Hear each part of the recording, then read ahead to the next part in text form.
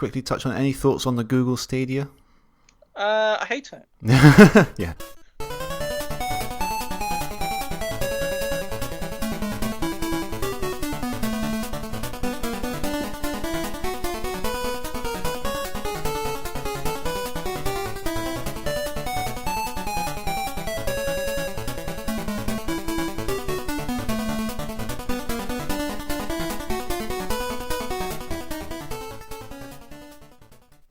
Welcome to Bottom Up episode 12. Mm. It's a good show. It is a good show. Do you know what? I think we're recording this on Easter holidays, and I think it was last year, the Easter holidays, that we actually recorded our kind of like prototype episode. It might have been actually. I think it was, yeah. Our sort of hidden kind of little tester episode that we recorded just before we started episode 1. Yeah. So it's been a whole year of Bottom Up. It would actually be interesting to listen to that one back now and just see how the show has evolved since then. I think it's probably come on quite a bit. I listened to the first episode a couple of weeks ago, actually, just because I was like setting up a trampoline in my garden for the little one, and I needed something to listen to, and I ran out of podcasts, so I thought I'd put my own one on, as you do. And I thought, I'll just listen to episode 1, see how it goes. And it was kind of okay. I mean, it was a bit, I think we've improved a bit since then, but I think that the actual discussion was, pretty listenable too, I think. Oh, I hope so. Yeah, I hope so. We've aged well. Cool. Yeah. And we haven't introduced ourselves, have we? We haven't, no.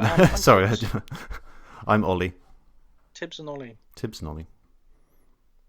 So what have we got in store today? Yeah, so we've got Super Mario Land 2 in the book club pick. Yeah.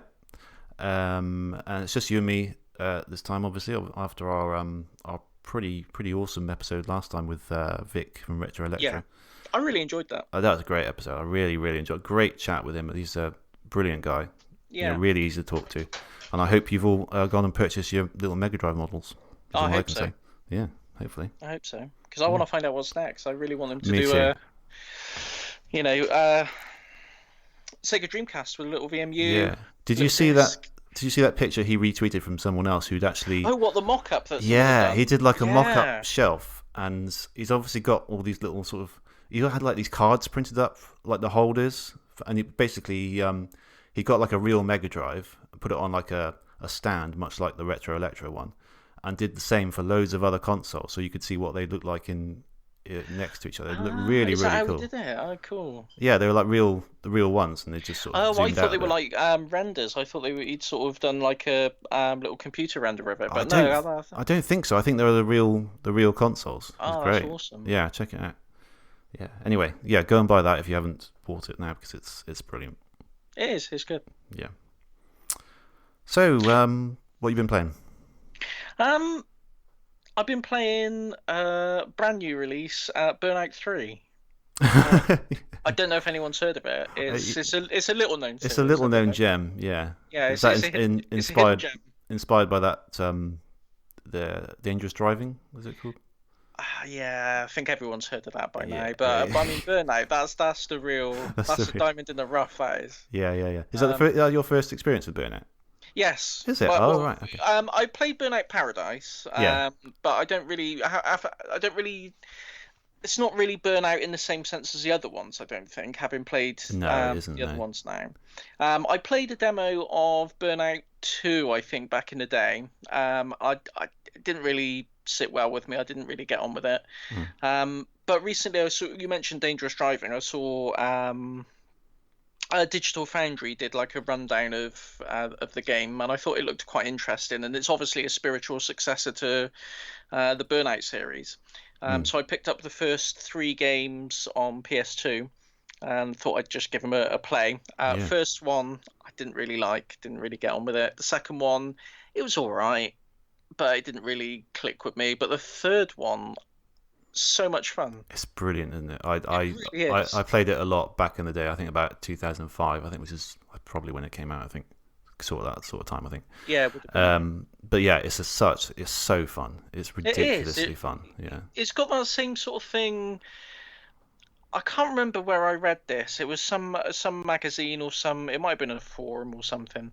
But they were discussing Outrun, and they were saying how the point of Outrun isn't to be a simulation. It's just meant to give you. It's meant to convey the sensation of racing. It's meant to Yeah. give you the feeling of going really fast. Yeah. And that, I think that's what Burnout 3 really nails. Is, it's no simulation there at all. But when you really get into the flow of it, you just feel like you're going so fast, and it's all proper edge of the seat racing. It's really, really enjoyable. Yeah. I had a great time with it. It's fantastic. And I like the various different modes you can get. Obviously, the crash mode's amazing. I love the crash mode. Yeah, it's just so satisfying. Yeah, I haven't played it super recently. I think maybe a couple of years ago I put it in. It's just great fun. Yeah, I need to play it again. I need to get into that dangerous driving thing as well, because that looks really good. It's really cheap as well. It's like 25 quid. It's 25 quid, yeah, something like that. It's a bit. It's not a full. It's pretty good, isn't it? Yeah, and it's basically Burnout 4. I think it's made by the same people. Yeah. And I'd only heard about it like the day before it came out, so I hadn't seen it at all. It really came under the radar. Yeah.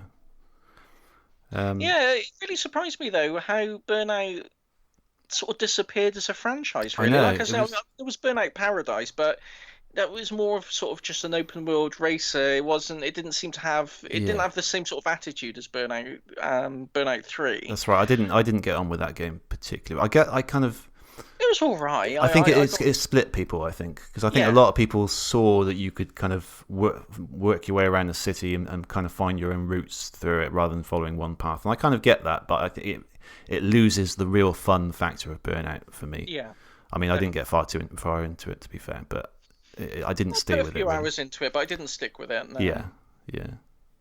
But yeah, it's a real mystery to me why that franchise fell off. Because I mean, Burnout 3 seemed to be like the peak of it. There was a couple of other ones after that, I think. There was Dominator. Yeah, I picked that up quite recently. I haven't played it yet. Yeah, and there was an Xbox Live one as well, Burnout Crash. That's right. Yeah. I think 3 was really different thing. Yeah, 3 was really the pinnacle of it, as you say. I think. It makes me think. I don't know if you ever played back in the day Need for Speed Underground. I think I did at one point, but not very much. To me, it's that same kind of thing. It's like Need for Speed Underground did really, really well. It's a fantastically good phone game, and then they did Need for Speed Underground 2, which really built on it, expanded it, and tweaked lots of things. And then they just dropped it. And Need for Speed has been going downhill since then, in my opinion. And it's just like, why? Why did it get to this point where you've got this really good idea and you're just like, let's throw it out, let's do another one? And it's like, really beyond me. Yeah, it's weird, isn't it? Yeah. Yeah. But yeah, so I've been putting in a lot of time with that. Awesome. I've been playing some Pure Tetris on Switch. Oh right. Oh yeah. Pure. Oh yeah. It's good, that, isn't it? Yeah. I like that. Yeah, it's really good. We had a demo of it. And yeah, it's really good fun, isn't it? Yeah, it is. It really is. It's a lot of fun. The more different Tetrises I play, the more I realise that I think Tetris 99 is the worst Tetris. Yeah, I think I would totally agree with that. Yeah, I know. Yeah, it's just bad. It's really, really rubbish. Yeah, don't play it. Yeah, so other than that, I think I've just been playing odd bits and bobs. I bought a couple of old platform games that I've heard were good, but I'd never got around to playing on the PS2. Sphinx and the Cursed Mummy. Oh, never heard of that. It comes highly recommended, but I haven't really gone past the tutorial stage on that. But it looks nice. And I mentioned to you while we were setting up to record the show, I bought Voodoo Vince remastered on Xbox Live. Yeah, I haven't heard of Voodoo Vince in the first place. Never mind remastered. Oh, have you not? No, what is it? Oh, it's really cool. It's kind of it's like a platform game, sort of Xbox PS2 era sort of collectathon platform game. Okay. But the gimmick is you're a voodoo doll. To hurt the enemies, you hurt yourself. Okay. So you'll like set yourself on fire, or you'll get crushed. You'll stand under like a heavy weight to flatten yourself, and that will hurt the enemies that are around you and things like that. Or you'll chuck yourself into a meat grinder to kill all the enemies on the screen and things like that. So it's like a really it's a neat little twist on sort of platform combat. But Yeah, it's a really good little game. I think I got it really cheap. I think it was like £2.50 or £3 or something. It was very, very cheap on Xbox Live Arcade. So I call it Xbox Live Arcade. I don't know what it is now. Xbox Marketplace, same Yeah, thing. yeah, yeah, yeah. But yeah, well worth checking out. It's a remake of an old. I think the original came out on the Xbox, the original Xbox. Okay. Is that The is that an Xbox exclusive thing, or is it on other platforms as well? The I remaster, I mean. think it's Xbox exclusive. Okay. I don't have an Xbox One, so that might be out of my region, I'm afraid. But sounds good. It I might be could on I could try the PC. original. I think everything on Xbox is on PC. I don't think there's any Oh any yeah, such that's thing as true. a console exclusive now, Oh is there? So, yes, yeah, cool. I could look into that but then. yeah, one to put on your list if you need something to play and you're at a loose end. Well, I'm never short of things to play, unfortunately. But yeah, I'll look into it anyway because it sounds Yeah. quite interesting. Yeah. What about you? I've been playing more of Spider-Man, Hmm. probably primarily because I'm kind of I just kind of want to. It's really good, but I want to get through it because I've kind of got a schedule in mind of games. But next month is Team Sonic Racing, so I'm going to play Oh a yeah, fair that's out bit. next month, is it? Yeah, I think Fantastic. 20th of May, something like that. So I'm going to play a bit of that with the missus. Mm. And then, of course, Shenmue 3 is coming at end of August. So before that, I need to do Shenmue 2 all the way through. Yeah. So, yeah, things need to not not take me too long in order to get all that done. So, yeah, I've been putting a few hours into that, about 40% of that the way into that. So that's pretty good. I might be being pessimistic, but I got a feeling Shenmue will get delayed. Again, yeah, possibly. Yeah, a Yeah. lot seems to be coming out of it now, though. So it seems like it's. It's on If it track, I is think. delayed, I don't think it'd be too long. No, it's not going to be like it won't push into next year, I don't think. No, But no, I don't think so. But yeah, perhaps, yeah, we'll see. I mean, we'll see. that would relieve some of my stress anyway, if it were. Got a couple of new Switch games this month though. Oh yeah. Yoshi's Crafted World. Oh, lovely. Yeah, yeah. Me and the wife have been playing that because we really enjoyed Woolly World on the Wii U. So it was a bit of a pre-order for us. Um, we haven't got that far into it. We've only got a few levels into it, and it is good. It's good. We're not haven't quite got as gripped with it as we were the first one. I don't really know why. It's very clever. It's sort of nice, really nicely presented and everything. I think with the first one with Woody World, you each level had something really unique about it, like a great idea that it introduced, and you never saw that idea again. It was like really, really creative. We haven't quite seen that yet. Some of the levels we've done, pretty much just for fairly standard fare. But I think give it a bit more time. I think we'll start seeing some interesting ideas and stuff.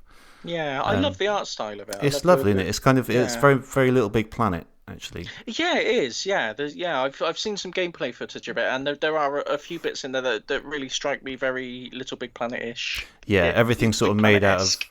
It's almost like sort of a child's kind of diorama kind of thing, Mm. isn't it? Like everything's made out of sort of cereal boxes and tins of beans and stuff. And they have like little bonus missions where you get to the end of the level and you kind of do it in reverse, and the camera swings around to the other side, and you can see that it's all those things are like made out of, like they made up like packaging for the cereal, and you know all the That's really different nice. products Yeah. that they've used. Yeah, it's quite clever. So yeah, I've been playing a fair bit of that. Well, not a fair bit actually. That's a lie. Not that much. But yeah, it's just because we play it on co-op. Just depends on both of our schedules and like Yeah. getting the kid to bed, and then we're both quite tired. So yeah, we haven't done much of it, but hopefully going to do a bit more. I got Iconoclasts, the limited Oh, run the limited release. run. Yeah, it's Yeah. actually the first limited run or any kind of limited release game I've got actually Hmm. so far. I haven't played that yet though, but it looks really good. It's a sort of 2D kind of pixel art Metroidvania kind of game. Okay. I think you play as like a mechanic. Yeah, it's quite sort of puzzle based and stuff. It looks really cool. It looks like my kind of thing. So I think I like that. I had to find time to get into it though, because I don't want to start it and have loads of other stuff to do and not really get into it. So I'm going to find some time for that at some point.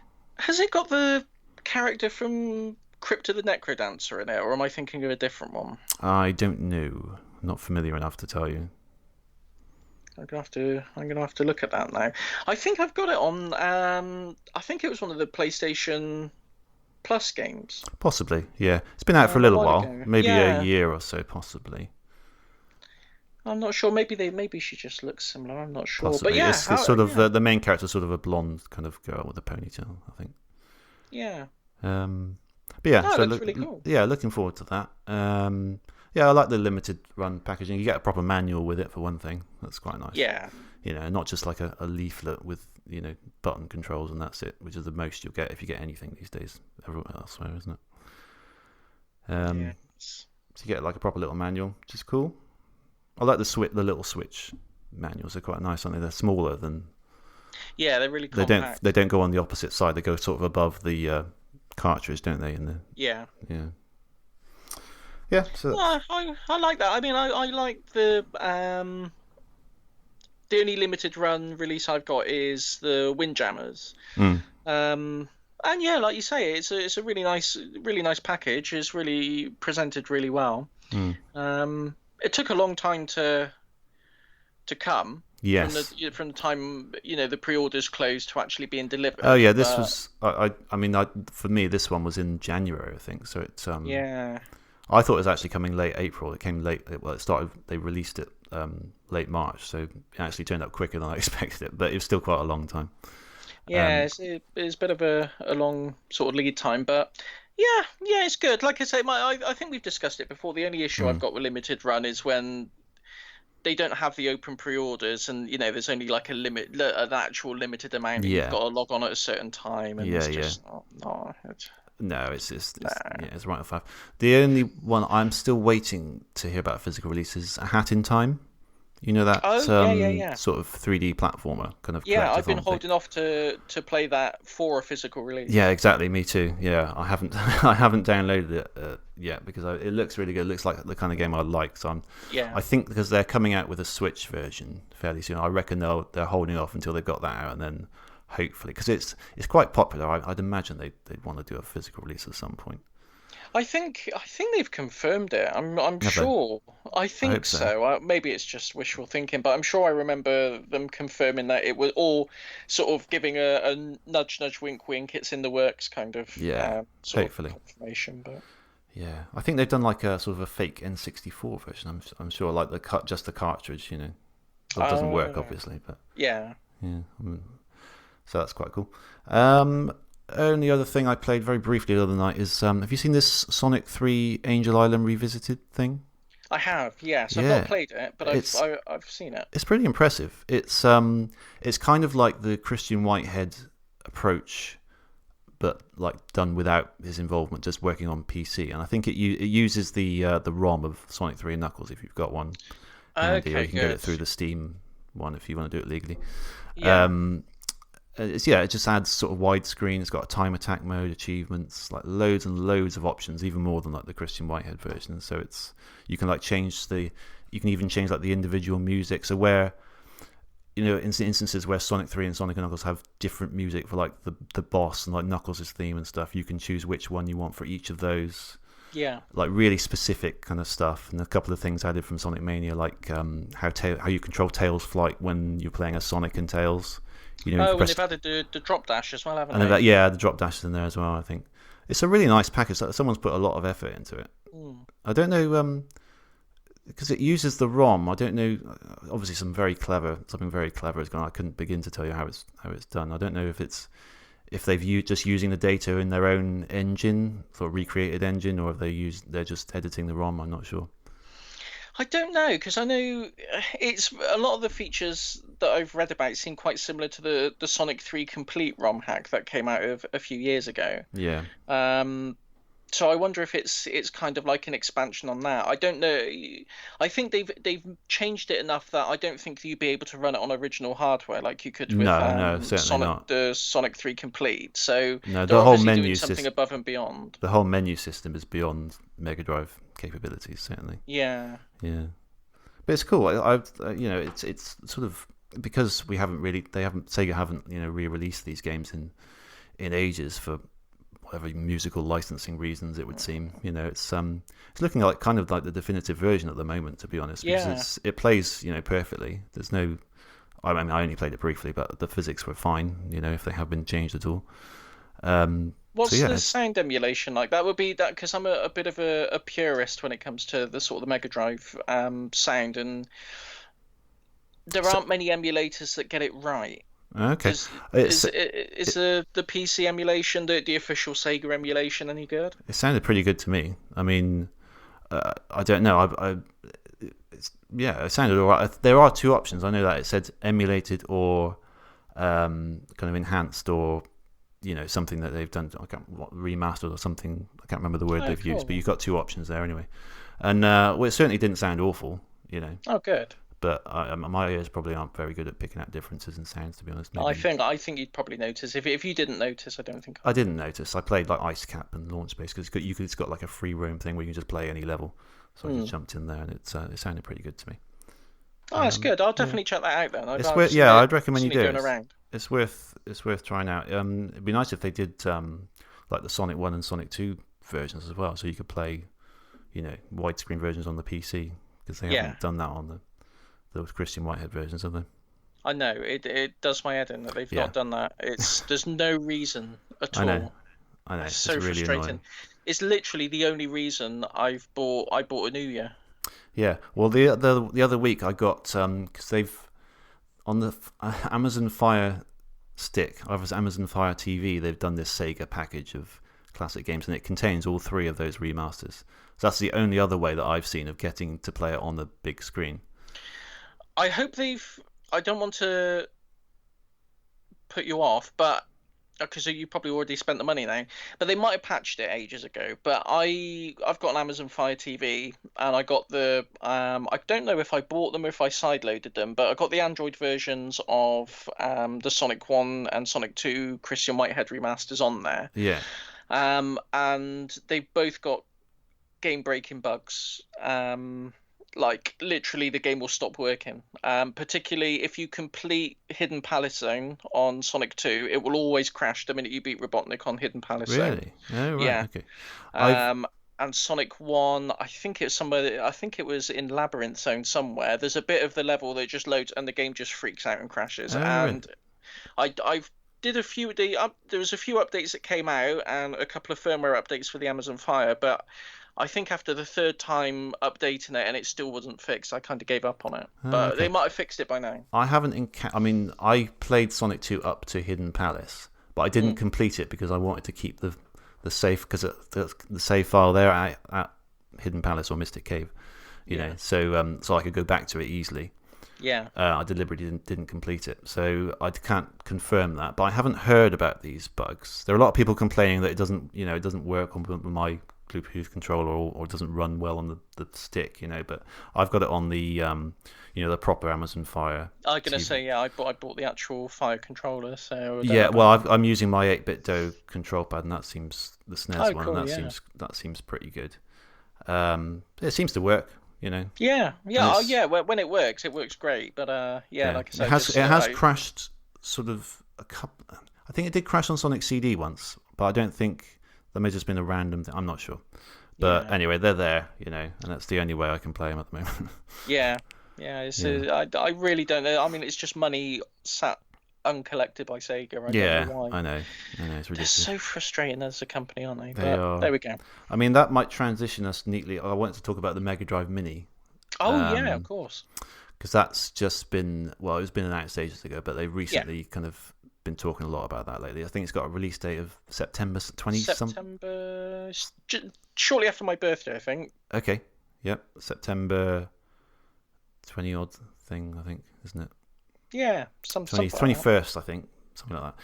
I should have written it down actually. It's got 40 games and 20 have been announced now, Hmm. and it's actually quite an interesting lineup. I'm kind Yeah, of surprised because they've got some standard ones in there, but they've also got ones that I didn't necessarily expect they'd be able to get, but they've got. So I've got a list here. The first 10 they announced was Echo, Castlevania Bloodlines, Space Harrier mm, 2, Shining Force, Mean Bean Machine, Toe Jam and Earl, Comic Zone, Sonic 1, Altered Beast, and Gunstar Heroes.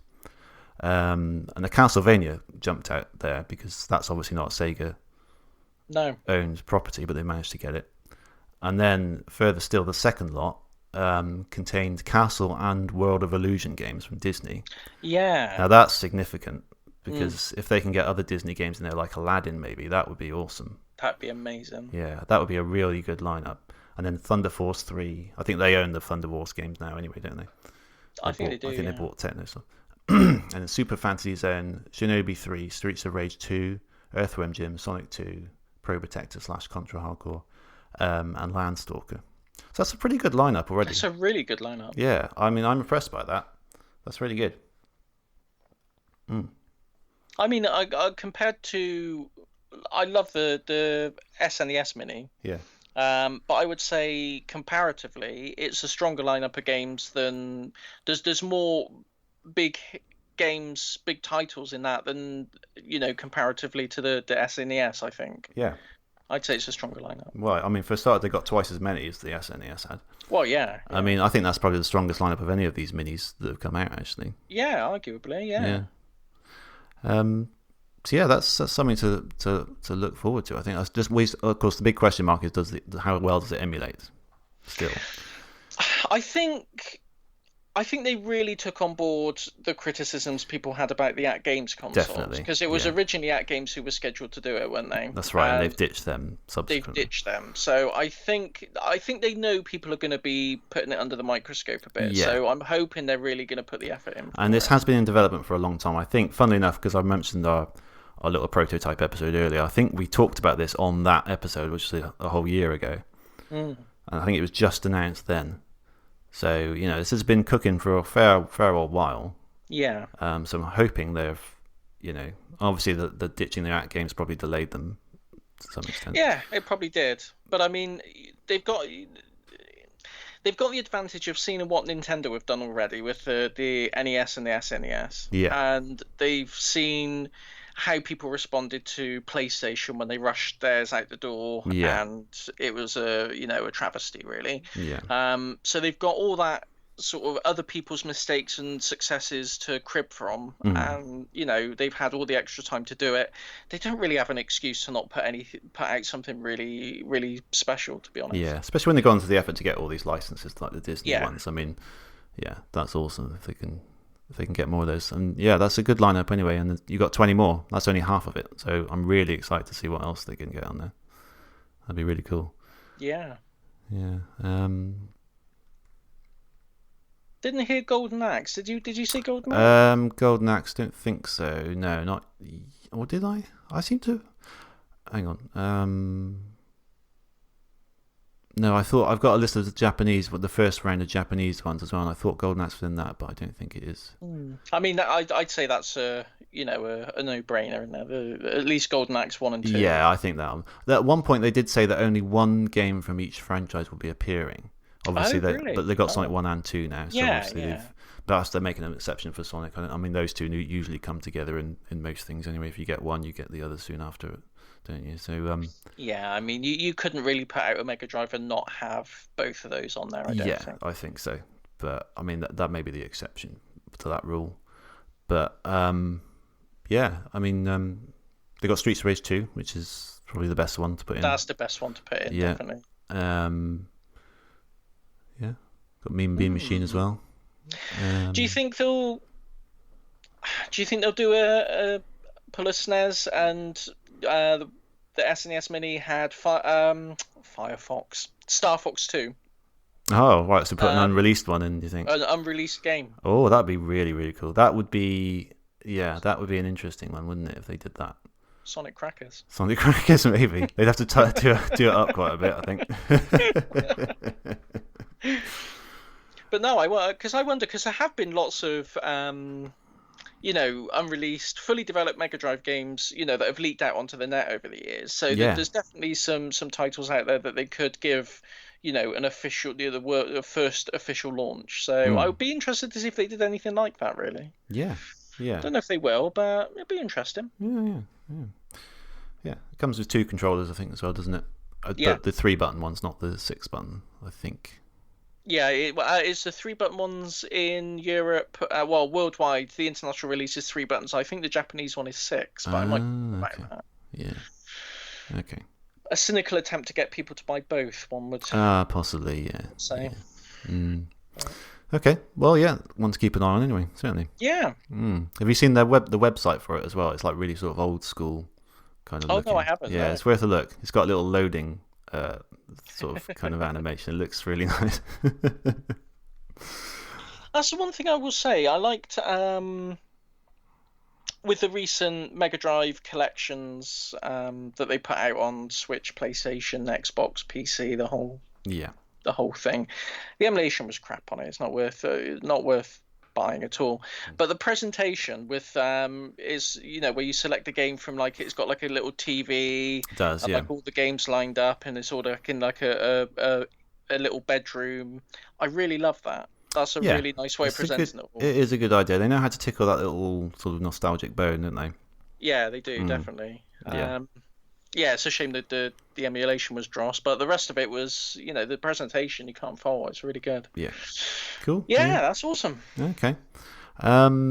Just quickly touch on any thoughts on the Google Stadia? I hate it. Yeah. I hate it. It's the beginning of the end, really, isn't it? As far as game preservation is concerned.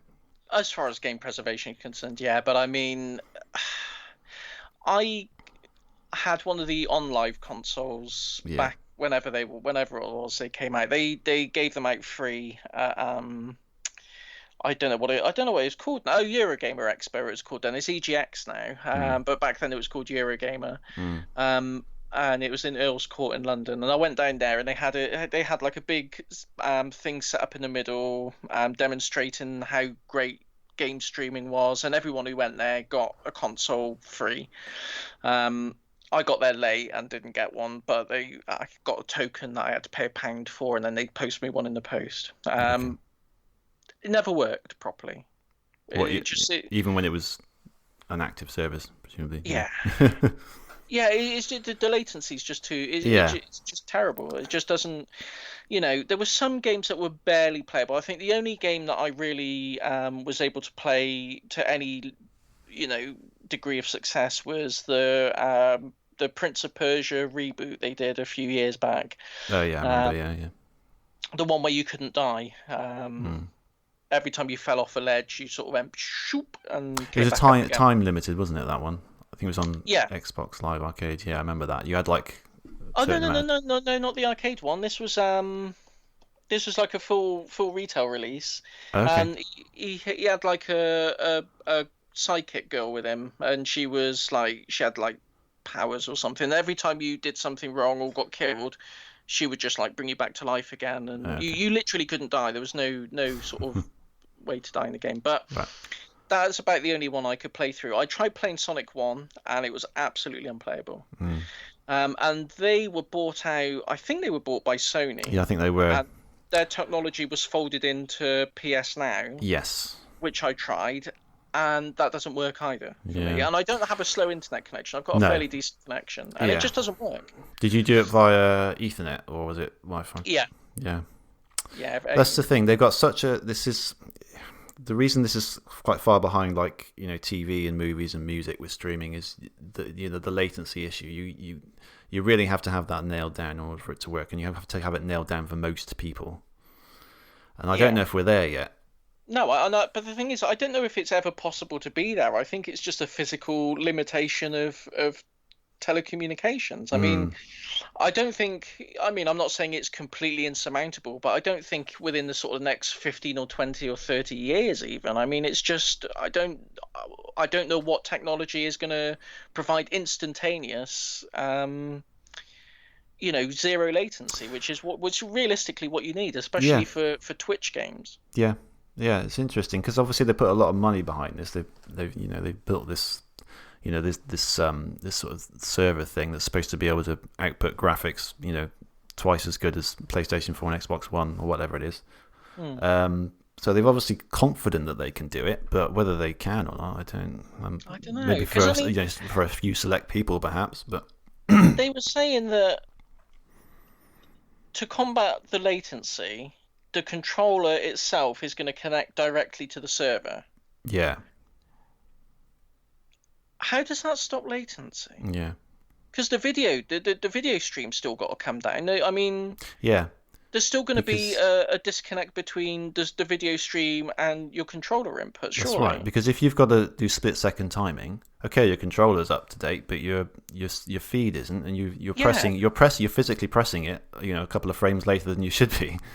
yeah, So yeah. I don't get it. I mean, maybe I don't know. I hope it doesn't take off because it's just like you mentioned at the beginning. It's bad for game preservation. yeah, it's really bad. I mean, It's if they all do that, then we've got no hope of getting those games at all. It's one thing to say, okay, it's download only, but at least we can get those files.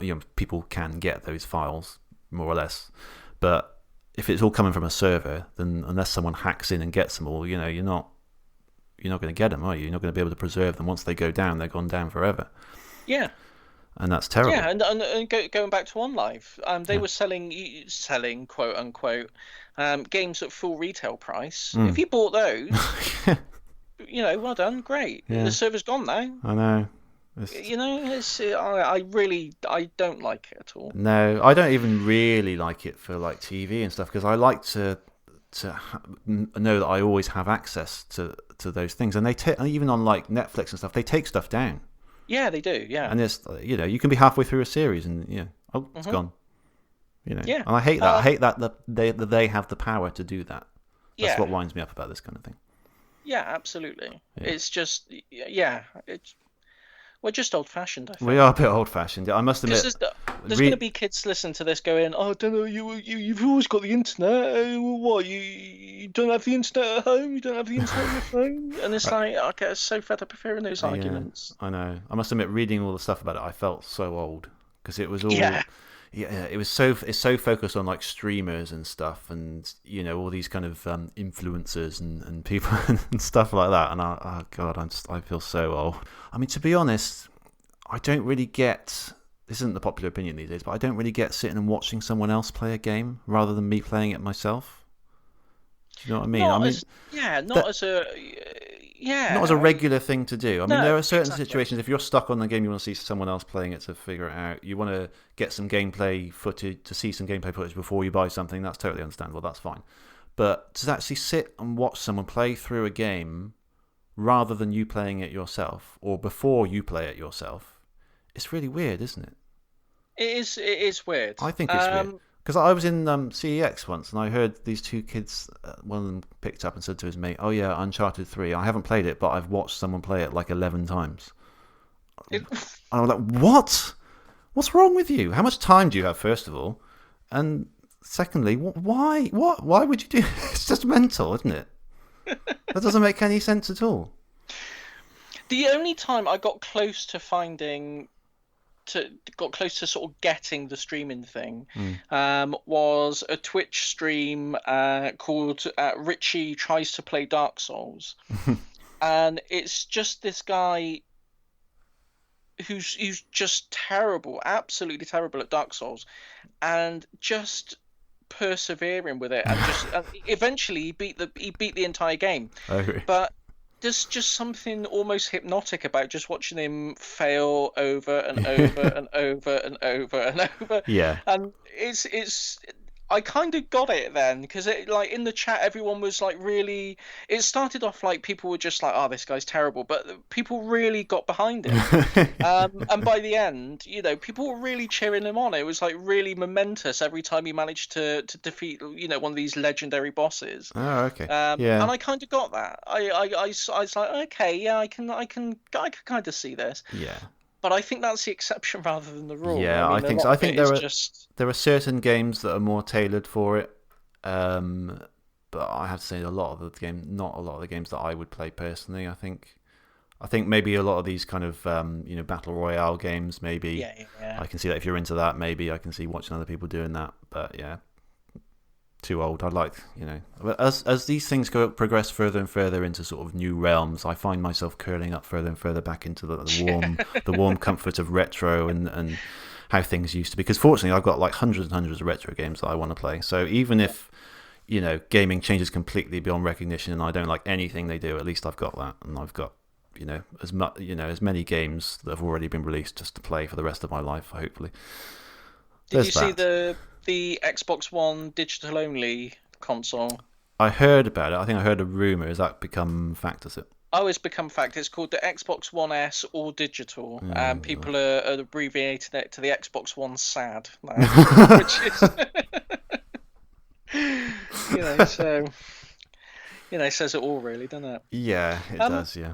While we're on the subject of game streaming, have you seen the? I can't remember what it's called now. Is it Ant Stream? Oh yeah, Ant yeah, I have. Yeah. What's your thoughts on that? I saw you tweet about this. Yeah. And I'll let you make the point that you're going to make. But yeah, in case anyone's not aware of it, it's kind of similar to the idea of streaming a game. So you don't own the game, you just Netflix for games kind of thing. You pick a game, it streams, and you control it remotely. Yeah. But it's only for retro systems. Yeah. It just seems really pointless. It does. To me. Yeah. Go on. You made. Yeah, I must admit, I didn't even think about this point, but you made a really, really good point on Twitter. Well, they were showing a video of some YouTube influencers who played it, and they were saying like, "Oh, it's got no latency at all. Just played with no latency." They were showing Spectrum games.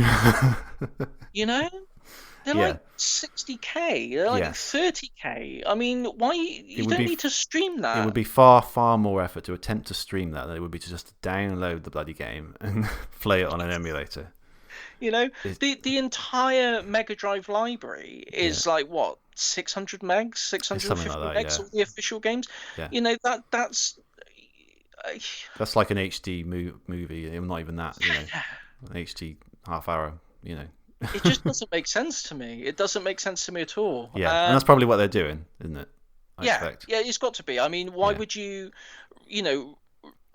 spend the computing power to emulate and run and encode all those frames of video and send it across the internet and do that when you can just send the ROM and let them play it locally? Yeah, there's no way they're doing that. There's no way. What would be the point? It'd just be ridiculous. But I love that they're not saying that that's what they're doing.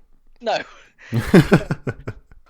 They'll play it like, oh, we've got some revolutionary latency-free technology under the hood, all top secret source. Yeah. But it's like, but we download a ROM and we play it.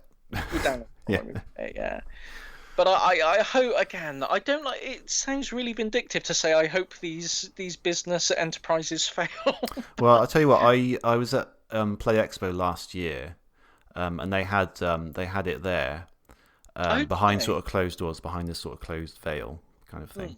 So I was nosing around, and you had to sort of ask the guy, and I thought, oh, can I have a quick look? And he said, oh yeah, let me just check. And he goes in, he just like never comes out again. So I just sort of go in anyway. Had a look, and someone playing it, and the guys there just completely ignored me basically.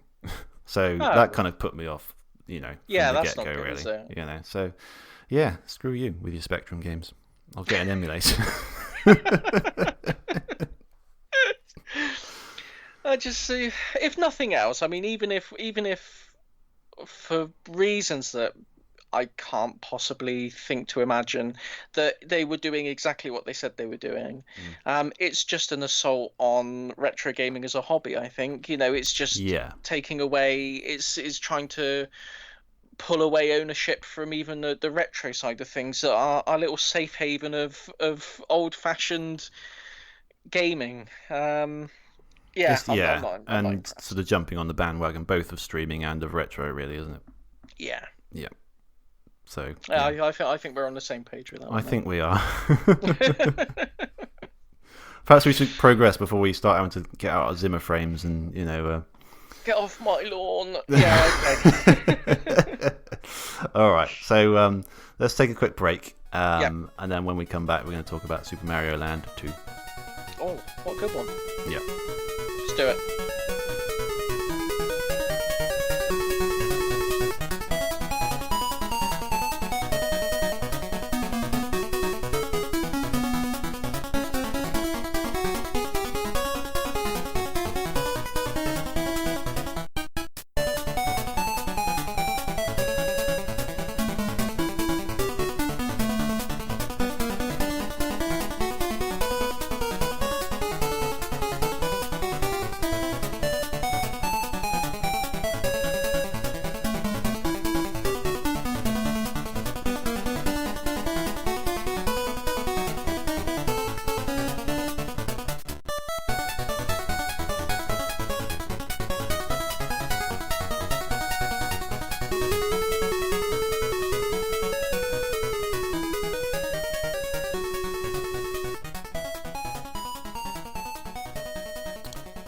Welcome back to Pod 'em Up, episode 12, where we are talking about Super Mario Land 2 for the Game Boy. Golden coins. 6 golden coins to give it its full title, indeed, yeah. So I had kind of an ulterior motive, in a way, for picking not necessarily just this game, but a Game Boy game this month. So you may recall from episode 1 where we talked about our past consoles and our history, and I said I did have an original Game Boy, but I exchanged it to our school friend Martino for a couple of Mega Drive games. Yes. And then the Game Boy was promptly destroyed by his brother when he died at Mario Land 1. So I wanted to get it back. I missed it, but I couldn't get it back because he destroyed it. Right. So I only had Tetris and Mario Land 1, so I got those games back. So at this point, it's the late 90s, 98, I think it is. And I've got 2 Game Boy games and no Game Boy to play them on. So I'm in the market for a new Game Boy, basically. So I happened upon like an ad in a games magazine for it's a Halifax bank account, and if you signed up for this kid's Halifax bank account, you get a Game Boy Pocket for about 14 quid, I think it was.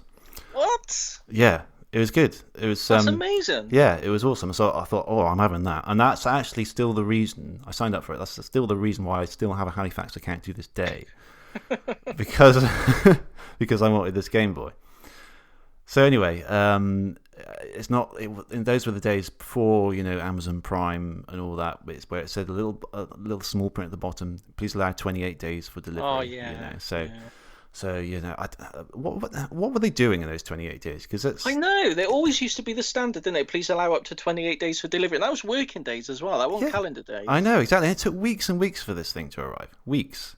And I was bothering my dad every day. Where's my Game Boy? Where's my Game Boy? Where's my Game Boy? And he was obviously getting increasingly irritated by it.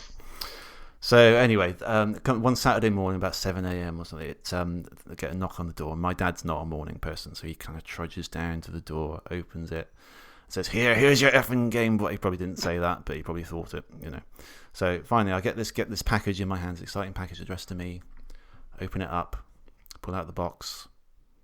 To my horror, I hold in my hand the box for a pink Game Boy Pocket. I was livid. I was so angry. Seriously, I was so... because the advert, right, clearly had the 2 hands holding up one of those clear case Game Boy Pockets. Yeah. And I assumed that's what I'd be getting. But obviously, no, they had the whole gamut of colours back there. And obviously, I was the bottom of the barrel, the pink ones at the bottom. No one wants the pink ones. Send them a pink one, And I tried everything I could do to sort of make this better. I tried putting stickers on it. This is a hilarious story in itself. I got like these gold and silver star stickers that I thought would improve it. And for some reason, I didn't see that it clearly made it look even more like a 7-year-old girl's Game Boy. And I remember holding it up to my mum and said, "What do you think?" And she said, "Yeah, it looks a bit camp, but." And I looked at it, immediately saw that it looked the campest thing I've ever seen in my life. So I took those off. I found I managed to get a black rubber kind of case for it. So I put that on, but it still didn't do the job because you could still see the pink through the little buttonholes. But I mean, that's the best I could do. I just didn't take it out anywhere, because back in those days, taking a pink Game Boy into our school, in the late 90s, life wouldn't have been worth living. It wouldn't have been worth living. No, I'd have never heard the end of it. No, you wouldn't. So I wore a purple T-shirt once, and people said it was pink. I do remember that. Yeah, I had that for years. Yeah. Yeah, that's right. I do remember that. Yeah, exactly. Yeah. So God knows what I brought a pink Game Boy. Exactly. Anyway, yeah. So I was at my parents at Christmas, and I happened to find this pink Game Boy. It's one of the only. I was going to say, tell me you've still got it, and we can put some pictures in the show notes. Well, no, I'll get to that because I found it's one of the only things that I didn't bring back from my parents' house and put in my collection here. But I thought these days you can probably get like a spare shell for it, like a made one, or at worst just get a faulty one and swap the shells over. But I managed to find this one. It was a tenner. It was like a grey, just a grey case, like the original Game Boy Color, the colours of the original Game Boy, with the grey case and the purple button. So I put that on. It took me a little while, but it's a much more presentable Game Boy now. Yeah. So yeah, I was happy with that, and I thought, well, previously I've talked about my eye problem with sort of handheld devices, and like I think it's the backlight from the screens that it really makes my eyes go crazy, makes them really sore and itchy and horrible. So I really wanted like something to play and sit on the sofa while the wife's watching TV. So I thought, where it must be the backlight of these things. What can I do? So I sort of thought I'd start at the bottom, the most basic kind of screen you can get, which is a good old Game Boy dot matrix screen. I'm going to see how I get on with that. So that's what I've been playing this game on. Basically, I've got the cartridge. Recently I bought it, and then I've just been playing it old school on a proper little Game Boy, and it's been working. Really, I haven't really had too many problems. It's I only really, obviously you have to find the light. Make sure you sit under the light. Otherwise I'll get eye strain anyway just by trying to squint at it. But I only play like 2 or 3 levels at a time just to be on the safe side. But yeah, it's been it's great just playing it on the actual device. Because I'm a big advocate of emulation. I think a lot of consoles, particularly the early 3D ones, will benefit a lot from emulation. But I think in the case of the Game Boy, there's really something special about that sort of tactile, actual console, the little screen, the colours of it. Do you agree? Yeah, absolutely. I mean, I'm all for emulation. The RetroPie and whichever way you want to emulate, I say go for it. It's a great way to experience the games, but you can't beat playing it on original hardware. There's just something. There is a magical thing something about different about it. Yeah, absolutely. Yeah, and especially the handheld, especially such a specific type of screen, like the colours. If you blow that up on the TV, it just doesn't. There's something about it that's just a bit wrong. Yeah. For the Game Boy, I think. Yeah, definitely. So I really enjoyed being able to play that. I also got a Superboy for the SNES recently, so I played it a little bit on that as well, and that's really cool as well. Yeah, that kind of adds colours into it. It kind of colorizes. I was going to say, you can choose the different colour palettes and stuff, can't you? Yeah, and that's really cool. I enjoy that. So sort of between the two of them, I managed to sort of recreate the experience of having a Switch by playing the same game on both handheld and on the TV. Yeah. So yeah, that's been pretty cool, and I've enjoyed it. Yeah, I've really enjoyed just playing it, just being able to sit on the sofa. Finally getting to give the Game Boy the love that it that's the other thing. Originally. I mean, to be fair, I did use that Game Boy a fair bit. I got a few more games on it, and I used it around the house. But to actually kind of give it the respect that it deserves and not hide it away in its shell. I hope I don't get comments from people, me trying to sort of hide its kind of true kind of sexuality or something. I don't know. It's not that case at all.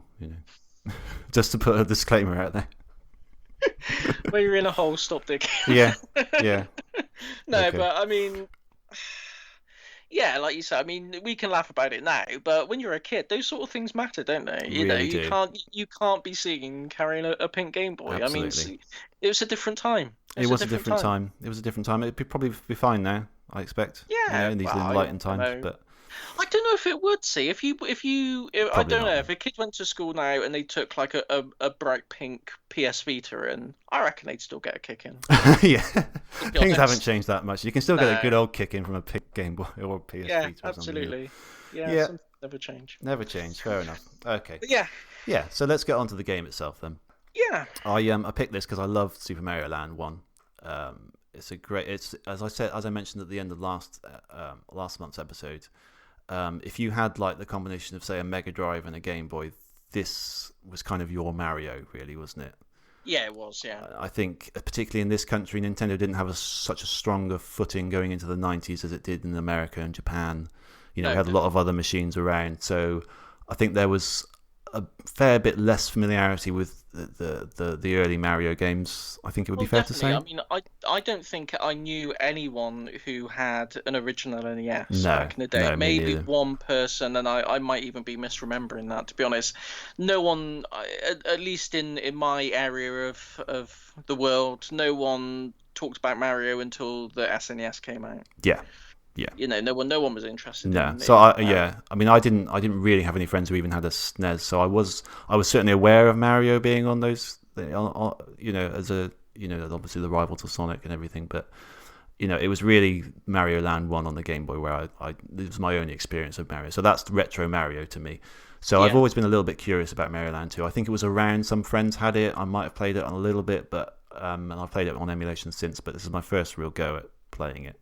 How about you? Did you? What was your experience with with both of these games before? Um, I think it was. I said on Twitter that this might have been the first Mario game I played, but I don't. I think it was the first Super Mario Land.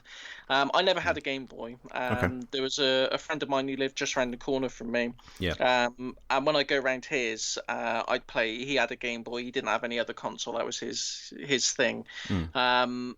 And I played it there. So I only got to play it in dribs and drabs back in the day. But that was my first. That was my first Mario game, the original Super Mario Land. Yeah.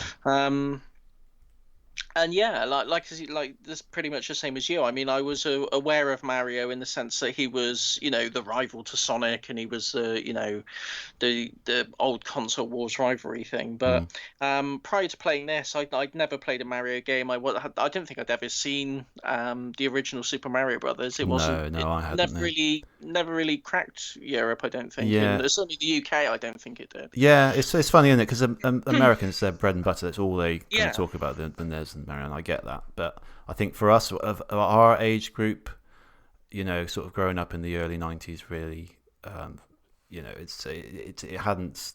It was certainly around. I mean, you were aware of Mario, but if you didn't have the Nintendo consoles, you wouldn't know much about the series, I don't think. No, and I think for that era, the sort of the 8-bit NES era in the UK, I think we were more. It was more microcomputers, the Definitely, Amstrads yeah. and the Commodore 64s and things like that. That was, they run the show really, and Definitely. the NES didn't really get a look in until the 16-bit era came out. So Yeah, that's right. so yeah, I remember playing it. I remember not getting on with the first one and getting on with this one a lot better. Oh, okay, that's interesting. And I don't know why. I did something. I don't know. The handling of the first one, the jumps feel a bit. I don't know. I never really got to grips with it, but I really enjoyed this. So especially going back and playing it again. Yeah, it's a really fun sort of pure platformer, isn't it? It's sort of not trying to be clever in a way, but it's just like it's just great fun to just jump from platform to platform, dodging enemies. It's especially on a little handheld, as I said. It's a lovely kind of little experience to do anyway. Yeah, but and I think I was going to say, I just think it's one of those examples of games where I don't like to say perfect in the sense that it's got no flaws, but it's a perfect sequel in that it's everything you would want from a sequel. It takes all the ideas of the first one and just purifies it a bit. Yeah. It's kind of like. It made me think a bit of the difference between Streets of Rage and Streets of Rage 2, where it's essentially the same game, but all the sprites are bigger, everything runs a bit smoother, everything's just a little bit more polished. It's that kind of thing. Yeah, I definitely agree with that. Yeah, it's definitely sort of inspired. Whereas Mario Land 1 was inspired by sort of NES Mario Brothers 1. I think this one is much more like Mario 3 and Mario World. That kind of look to it, I think. Yeah, definitely. Yeah. Anyway, I've got some stats. So it was developed and published by Nintendo, of course. Released in Japan in October 92, and the US in November, and then Europe in the following January. And it's later been re-released for the 3DS in 2011. Loose cartridge goes for about £10 or less. I think I got mine for about £6, actually, which is quite good. Yeah, you can get quite cheap. Yeah, that's the thing about Game Boy games, actually, because they are, even like the sort of well-known Marios and Zeldas and Metroids, they're all around about £10. Yeah, I think because there were so many of them sold. There's so many of them. There's just so many of them out there. Yeah, I know. But that's good. I like that. It is good, yeah. Especially as I'm getting on well with the Game Boy, I might pick up a few of them, start a little collection, actually. I think box, you're looking, obviously the cardboard box, you're looking for a bit more, about around the Yeah. £25 mark, something like that, from what I could see. Yeah. Yeah. So let's start off with the story because it's got a couple of interesting things to note.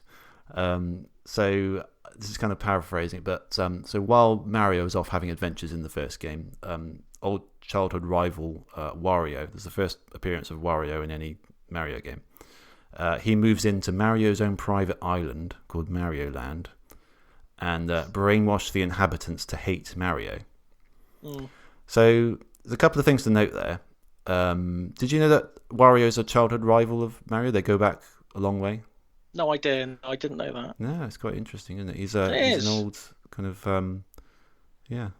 I don't know if he was the bully or the Mario was the bully. I don't know, but obviously they didn't get along. And then the other thing is Mario has a private island. Did you know that? He's his own island.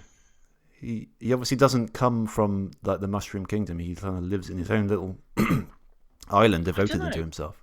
Plumbers do earn a lot of money. Yeah, it's good. It's a good trade. It's a good trade to be in if you want your own island. Yeah. Well, yeah. That was. Yeah. I mean, and he's got his own like little clockwork statue of himself there as well, isn't he? Yeah. As we'll get into, one of the levels is based entirely around as a massive version of himself, and he has a castle. Yeah. So Wario's taken over this castle, and in order to reclaim it, Mario has to go and collect all 6 golden coins hidden throughout the levels, or the 6 zones. And then once he collects them, he can go and challenge Wario and send him packing, basically. Which is the. I mean, I can plot. understand. I can understand where Wario's coming from a bit, though, can't you? I mean, if I'd found out that since school you'd got a private island, built a giant clockwork statue of yourself, I'd probably be a bit annoyed as well, to be honest. I would be a little bit envious. Yeah. I'd probably try and brainwash the inhabitants of your island to hate you as well. Yeah, I can see that. Yeah. I would say it's just jealousy, but each to their own. I won't tell you about my recently acquired island then. Ollie Island. Ollie Island. Yeah. So anyway, so the game employs like a map structure, doesn't it? Like a world map, much like Mario World and that kind of thing.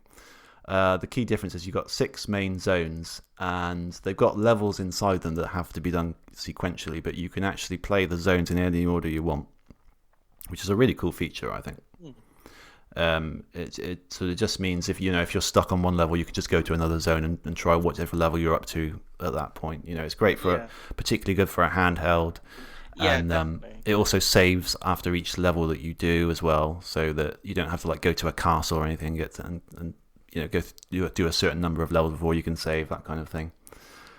Which is great for handheld, great for me in this case as well, because you can just turn it off whenever you want, pretty much, and you're set. So yeah, that was a good feature, definitely. As we said, the graphics are sort of bigger, clearer. You can see Mario much more clearly. You can see the background, much more detailed, and enemies, much more detailed.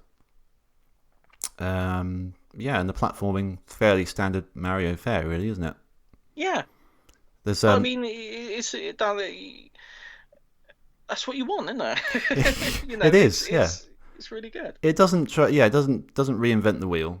It's got a new power up that I think is only seen in this one, which is the carrot, which is like the bunny Mario, isn't it? Where you can sort of hover for quite a long time, actually. Yeah. And it's got the usual ones, the fire flower as well, the big mushroom, invincible style, that kind of thing. It's got a mixture, a bit like Mario Land 1, where it was a bit kind of different, set in kind of a different world, slightly different enemies. It's got a similar kind of thing as well. You can see that it's a little bit different. It's I liken it in much the same way to the Game Gear and Master System versions of the early Sonic games as well. Yeah, that's a good way. Actually, there is a similarity to it, and actually both are kind of ignored by Sega and Nintendo these days, anyway, aren't they? Really? Yeah, they are. You don't hear Nintendo talking about this game and the first one very much. Much like Sega don't really talk about those old Master System and Game Gear ones. Master System ones, no. Yeah. Which is a shame, really, because Yeah, they don't get as much recognition, do They they? don't. They're interesting games in their own right. I actually find, as a Sonic fan, I actually find these fare a little bit better than the Game Gear Master System ones personally. I Yeah, think there's definitely. less of a gulf between like the console ones. I think because Mario is the physics of Mario is less complicated than Sonic. I think it transitions better to the Game Boy than it does to the Game Gear Yeah. for Sonic. Would you agree Yeah, with well, that? I mean, I think that part of the and I'm not saying this in a derogatory way at all, because Sonic's a game that means a lot to me, Mm. but I think part of the driving force of the original Sonic was to show off the hardware capabilities of the Mega Drive. Yeah. That was one of the driving motivations of the game, I think, whereas Mario, I don't think that was the case. I think the primary No. focus for the Mario games was to make a game that's fun and make just focus on making a good platformer. Yeah. Whereas I think this with Sonic they had to really show what a powerhouse the Mega Drive was, and Mm. that made converting it down to the Master System and Game Gear. It just meant there had to be a lot more compromises There made, where were. Yeah. Nintendo didn't have to worry about that so much. That's true. That's a very good point. Yeah. Yeah. Yeah. So back to Mario Land 2. So yeah, what we got? Did you sort of catch the little kind of gotcha where so you go through the levels and you get like a boss at the end of each zone, and Yeah. once you beat the boss, you get the coin of that zone, Hmm. and then you got to get all six. Then you can go to the castle, which is on the map, and challenge Wario for the final boss. If you lose all your lives at any point during this, you will lose the coins those big coins that you have collected. Did you encounter this? No. So basically, if that happens, you then have to challenge each of the bosses again. You don't have to do all the levels leading up to it, but you do have to redo the last level of each zone. That's still pretty harsh, isn't it? It is a bit harsh, yeah. I mean, I would say that the difficulty level of the game generally is a little bit less than most Mario's. Would you Yeah, agree? I'd agree with that. I think Yeah. it's not. It's challenging enough, but it's not impossibly challenging. You could do it, with a few tries pretty easily. But you will have to get a fair stock of lives, I would say, because there is that little.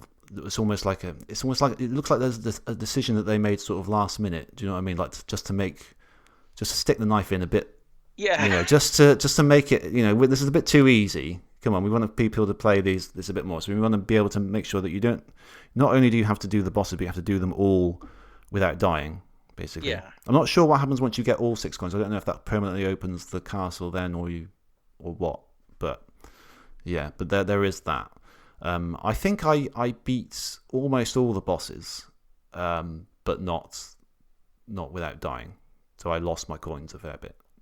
Mm. How about you? How far did you get? I With this? didn't. I didn't complete the game, unfortunately. I No, just I didn't know. didn't have the time to get through it. But I did a couple of them. But I wasn't playing it on original hardware, so I was using save states. Okay, So fair that's enough. probably Yeah. why I didn't fall foul of this. You little Um, cheat. yeah. I say that using save states all the time, by the way. Yeah. So It's harsh for the first time you the way realise it's. that, it's really harsh. I was like, what the hell? Yeah. Yeah, given how well it's tailored for mobile play, Yeah. and like you say, the way it's structured, to make it less frustrating for, considering that you're going to be playing it on the go and, fits and starts in between going to places, Mm. And the zone structure and everything sort of fits that. It just seems a really harsh thing to just throw that in at the end. It It's does, just, yeah. Yeah. A little it's a kick in little the bit, teeth. Yeah. yeah, It's one point I would put against it. But I can kind of see why they did it, because if it didn't do that, it would probably be a fairly short game. yeah, I mean, I think there's like 30 stages in here. And, they're not tiny stages necessarily. They're not overly long, but they're a decent length. And they're a lot more sort of vertical than some Mario, particularly the Mario Land one. They're all kind of, it's quite common with Mario, 2D Mario. They're all kind of at one level. Do you know what I mean? Like one horizontal level, or one yeah, vertical level rather. But this one kind of weaves up and down a little bit. Sometimes you have to go back a little bit, weave around things. A bit more like a Sonic level in some respects. So yeah, that was quite nice to see. And the levels themselves are a little bit more, a little bit different than what you normally get as well. I found like it wasn't necessarily.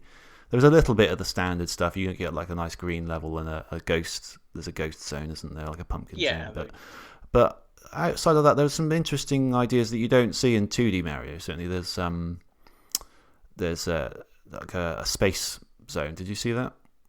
Yes. Yeah. So that you have to. There's a level that you have to go in, and it's kind of got two exits, and one of them is sort of by the water, and one of them's above, and you have to use these bubbles to sort of hover up and keep in the air. And if you do that, you then get access to the space zone. And that kind of reminded me of the last level of Mario Odyssey. Actually, you kind of got kind of moon gravity, haven't you? Yeah. Now you think of it, yeah. Yeah. So that's kind of an early kind of callback to that, I suppose. But you've got that. You've got the macro zone where everything is kind of massive. So you've got these big ants. Always my favourite Mario levels. Yeah. But he goes into like a big library, well, like a normal sized library where all the books are massive and stuff like that. And then what we mentioned earlier, the Mario zone, where it's just you just go through like a massive clockwork Mario. And it's it's got some kind of rotating cogs and sort of bubble gum kind of level and sort of toy based. It's almost like a toy theme to some of them. Yeah. So that was quite an interesting one as well. And then you've got like the turtle zone, and which is mostly your standard sort of water kind of fare, and you go inside a giant whale there. So there's some interesting ideas that take it a little bit away from 2D Mario, I would say, because 3D Mario is a bit different, but 2D tends to stay in the same sort of areas. Even like the new ones, that it's fairly sort of standard stuff, isn't it? It is. I mean, they're brilliant games, but sometimes you do feel like you're playing a level pack rather than a complete game. Do you know what I mean? Especially all the new Super Mario Brothers ones. Like they got a DS version, Wii U, and now the Wii U's gone onto the Switch as well. So and they're all kind of pretty much the same thing. The levels, the structures themselves are different, but they're all kind of more or less the same sort of stuff. Yeah, they're all like you get a forest template, a beach template, and and they're all variations on that theme, really, aren't they? And so I say, it just feels like a level pack sometimes, rather than compared to we keep going back to Sonic, but I mean, like Sonic, every zone feels different. Where Mario, you feel like you're treading a lot of old ground by the end of the game. Yeah, it's a point I've made before. I think there is it's definitely a difference between the two, and one thing I love about Sonic, really. But I mean, it's nice to see them take that kind of approach in this game. Certainly, you've got some interesting ideas. It was interesting to see where those levels took you, and each level was kind of, it wasn't even the same thing throughout a zone either. That each level would be slightly different, in a slightly different location, kind of employing new ideas as you went on. So there's a sort of a sense of progression there, which is really nice. Yeah. It's a really nice little platformer in general, I would say. Yeah, I agree. I agree, and I think it's the kind of game that I know with modern handheld consoles, maybe not including the Switch in this, because I think that's more of there's a hybrid home portable console. Yeah. But with like the Vita and the PSP, and to some extent, maybe not as much the DS. I think simple, just pick up and play platform games seem to be quite absent on those consoles. And I think, I don't want to, the PS Vita, one of the launch games was like Uncharted Golden Abyss or something. Yeah. It's like Uncharted it's not a portable game. Do you know what I mean? No. It doesn't feel like something I want to play sat on a bus. There are definitely games that are suited more to handheld, and games that are suited more to sit in front of your TV. There's definitely a time thing there. Time, usually you don't have much time to play a handheld, so you want something quick and simple. Yeah, and I think that's where games like this, I'd love to see sort of a revival of that. And I suppose on the eShop for the Switch, you do get sort of lots of indie platform games that would probably scratch that itch. There's a really good new one called Awesome P. Have you seen that? No, I've not. It's a Game Boy inspired one, so it's got those kind of monochrome graphics, got a bit of a green tint to it. You basically play as a little pea, and it's a really simple platformer just like this, and you just got to hop between platforms and collect gems and stuff, and it scratches the exact itch that you're talking about. I would say I've got a demo of it. I think I'm going to get the whole thing because it's really cheap, but that would be a good example of this kind of game, you Mm. know, in the modern, a new game like that. Yeah. Yeah, I think they knew it was definitely a game that was developed with the Game Boy in mind. It's not just Yeah, something it's not just an attempt to port down a main console release onto a handheld. It's been designed knowing that people are going to be playing it on in the way that they play handhelds. yeah, Just sure. More so than Mario Land 1, you would say, because Mario Land 1 oh is yeah, is basically, there's no saving for one thing, and no, it's just a sequence of levels, just like the first one. So they've definitely, for this one, they've been a fair few. I think Mario 1 was 89, something like that, and this is something like 92, that. 93. So they've had a few years to think about it, a few years to borrow ideas from the console games. And you can definitely see the improvement. Graphically, there's a huge step up. Oh, it's yeah, massive step up. Yeah, I mean Mario Land 1, I would imagine it was a launch title, was it? If not, It, very it might soon well have been. after. Yeah, if not on the day, it would be the very early on in the console's lifespan. Yeah, yeah, exactly. So yeah, I'm not sure what else there is to say about it. Really, I mean, it's I don't know. Do you have any other thoughts that we haven't covered? I don't think so. I think we've covered most of it. I mean, it's one of those games whether it's very simple, and Hmm. that's to its benefit. Yes. It's not criticism. It's just a very simple game. There's not a lot to deconstruct with it really. Hmm. I would just say it's well worth picking up, especially given how cheap it is. Yeah. If you've never played it or you've never if you're looking for an introduction to Game Boy, then it seems like a no-brainer for Hmm. sort of £6 to £10. It's Yeah. buy it. Yeah. It's lovely. Yeah. Yeah. Um. Yeah. The only other thing I've got is the music, which is it's good. It's good. It's catchy. It's a bit like Mario World, and it's the same theme over and over again. Yeah. Do you notice that? But Yes.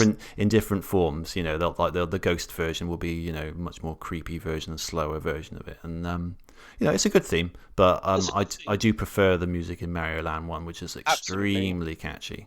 Very, very catchy. Yeah, so it doesn't quite hit the same uh, you know same heights of that, but it's listen doable. It's pretty good.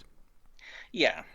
I mean, the soundtracks on Game Boy games tend to be quite rudimentary anyway, just because of the Sure. hardware. Um, but yeah, that first the main theme for Super Mario Land, that first level theme, Yeah. um, it's too iconic. They wouldn't be able to top that, I don't think. Yeah. But Yeah. yeah, it's great all round. I think I loved it. Yeah. Cool. Okay, it's a recommendation from both of us, I think. Yeah, absolutely. Cool. Okay. So without further ado, do you want to fire off your pick for the next month? Yes, okay. I don't know how amenable you're going to be to this, given that your time constraints. Okay. Go But on. I I'm think gonna I know. go. Yeah, go on. I'm gonna go with Undertale. I thought you would. Yeah. All right. I knew this was coming at some point. Yeah. All right. Let's do it. I want to get it out of the way because again, it's one of these games where I'm really late to the party. Like the world at large is over Undertale by now, I think, and I avoided it for so When long. was it released? Oh, I kind of 3 4 years. It's been out a while. Yeah. The first I'd even heard of it was I think on a Nintendo Direct on the Switch where they announced that it was being ported to Switch, and I hadn't even heard of it. I don't think, and they didn't Mm, even show any gameplay footage of it. And I was like, okay, yeah, great. What's Undertale? And I still haven't really seen any gameplay footage of it, to be honest. good, Because yeah, no, good. I've Yeah, as per your recommendation, I've kept it very much a complete mystery. yeah. So I'm looking forward to seeing what it's like and what it even is, to be honest. It's one of those games, I think. I mean, as both being Sonic fans, you'll know the kind of reputation the Sonic fandom has, Sure. and Yeah. how people, when people think of the Sonic fandom, they're usually not talking about it in a very complimentary No, manner. no, no, no. Undertale is like that plus a bit more. Okay. The fandom is very divisive amongst people, I think. Sure. Okay. Interesting. And it put me off for a long time. Right. I see. Because of the way just the fandom, it kind of just made me think, I don't really know if I want to It be. is a shame when the It is a product shame. ends up being far away from, how it's represented later on by Yeah, certain people. Do you know what I mean? It's not yeah. the fault of the product, it's the fault of how it's propagated. No, And that, yeah. exactly. But I mean, just like the Sonic fandom, I mean the way people think of it isn't necessarily accurate. Yeah. I would say the same might apply here. I don't know. I'm not involved in the fandom, but the No. game itself, I'm glad I gave it a chance. So yeah, I'm looking forward to sharing it with someone. So you are the captive audience. Okay, awesome. What sort of length of time are we looking at here? I don't know. Let me have a look at that little website that you found before. How long? How How long long to to beat? beat? Yeah. I would say about 6 hours. Oh, that's not too bad. That's fine. Let's have a quick look. That's fine. There's a little caveat with that, but I can't say too much Okay.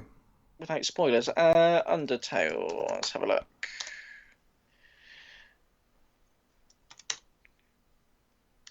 How long to beat? Undertale. Come on. Main story 6.5 hours. Completionist 19.5 hours. That's nonsense. Yeah. Um, Okay, that's fine. yeah, 6.5 hours. Yeah, So, I yeah. usually have to add a certain percentage onto that because I find I'm a lot slower than the how long to beat says on any game, pretty much. But Yeah. that's fine. Even that is fine. That's not a problem. I can do that. Yeah. And I say I've Yeah. already got it for a bargain price of like £2 or something on. That's a steal. I think it was on Steam. I think it was on offer. But yeah, the price is like what, €10 or something, even less. Yeah, Maybe? yeah. I mean, I bought the Switch version for I think it's like 10.50 or something. It's cheap. Yeah, It's cheap. cool. So play along But with yeah, us. I would describe it as a very pod 'em up game if there were such a thing. Okay, I cool. would say it's very up our street. So I'm looking forward to see what you think of it. Yeah, okay, I'll get started on that pronto. Cool. Okay, cool, awesome. Did we have any comments to read out about the game? Yeah, not many. We had one person, so yeah, Let's read it. Yeah. They might be waiting. They might be waiting. Yeah. Sorry. Let me just quickly get it up. I wasn't prepared for this. I kind of forgot. Sorry, person. Sorry, this won't take too long. Sorry, person. That's my account. Not the... We'll edit this bit. It's fine. You can say whatever you want now, Tibbs. We're going to edit this out. That's fine. Swear if you like. Go for it. Oh no! No effing and jeffing here. No effing and jeffing. That's kind of a thing that we came to agree on without really agreeing on it, didn't we? I think so. Yeah. I mean, I'm not opposed to it, but no. I don't know. But I think it makes sense because no one doesn't listen to a podcast because there isn't swearing in it. That's true. But people will not listen to a podcast if there is swearing on it. Because Yeah. I like putting podcasts on in the background with my daughter roaming around, and I like to know that it's not got any swear words in it that she's going to repeat. So that was my take on it. Do you remember that? I think it was Chris Moyles. He did that skit once where they were swearing really profanely at each other in the studio, and they just reversed the audio before they put it out on air. Yeah, I think that does ring a bell. Yeah. Yeah, it's really really quite funny. Yeah. Okay. This is from at cat_J83, whose name is Parp Tusky. And she says, I think it's a girl because I can see the thumbnail. She says, I think this is the first game I ever completed without any help. So there you go. There you go. That was our single comment. Thank you, Cat J83. Thank you very much. We have no prize for you, but accept our thanks. I was looking for more people because what I do is I usually look on Twitter to see who's talking about the game and then maybe ask them to see if they want to share some comments. But all I could find was people arguing about what the best Mario game was, and kind of there's some sort of trend where all these lists were being created about people putting games in certain orders and people just having a go at I can't believe you put that game there and there, and I thought I can't be asked for that. So yeah, but thank you anyway. Yeah. Hopefully we'll get more if it's a very active fan base for thingy Undertale. we'll get some more comments next month. Yeah, hopefully. Okay. Anything else we need to cover before we close the show? I don't think so. It's quite late, and I've got like a photo shoot tomorrow. A photo shoot? A family photo shoot. Yeah. Oh, okay. Early tomorrow, so I better get to bed pretty soon. Yeah. Okay, that's fair. Yeah. I thought this was going to be like a promotional thing for the podcast. Yeah. Get some like headshots. It's a promotional thing for my new island that I've purchased. It's something to give the sculptors a reference for when they start building. And you're not invited, by the way. So Son of a. Okay. Right. Right. We are on Twitter at Podemup. You can send us an email at Podemup. You can send an email to podemup@gmail.com. You can. We're on YouTube. And I've nearly finished the website that I'm working on. In fact, it may be finished by the time this episode goes out. So I don't know if we want to say the URL of it in preparation for that, or no. Okay, let's not do that. No. Let's wait for it to. I don't want to put myself under that kind of pressure anyway. But I'm nearly done with it. So hoping we're going to get that out soon. To be honest, I mean, it's you could probably guess the URL. Pretty much, yeah. You wouldn't have to go through many permutations before you found try it. A couple and you'll get it. But yeah, no, don't do it. Don't do that. No. Cool. Okay. Right. Let's finish it up then. Yeah. It's been fun. Yeah. I hope that if you're listening with your ears, then they're treating you well. And I love you, and we'll see you next time. Yeah. Well, just one thing. Sure. We normally do the music from the game in question, sort of at the beginning, and the middle, and the end.